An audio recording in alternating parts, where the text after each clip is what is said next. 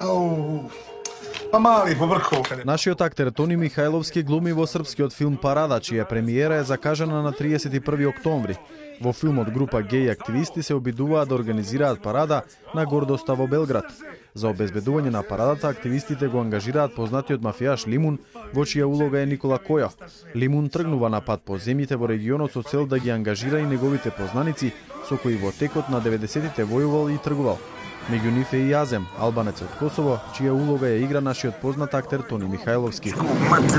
Опет чекате на то, а? Лимун! Има некој против кога Лимун не ратува. Прави српски оро.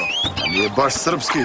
Овој наш носи поклоне. Тоа е прави криминалец. Мамо, ти е бе, шо А не ми. Реци ми, Азем, ја ти знаеш шта су то сексуални мањини? Знам. То сте ви, Срби, тако. Одели ćemo se u parove. Hoćeš da ja, Azema?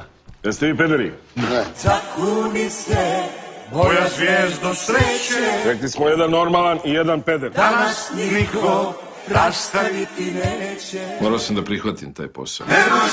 Hvala ti Bože što nisam street. Ja sam štitim tu paradu. Budi strašan. Štiš pederčin. Štiš bolesnik. Limone, ali di je meni peder? U borbi je najvažnije da protivnika gledaš tu.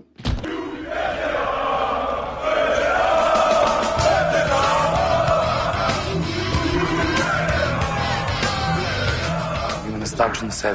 7 ili často.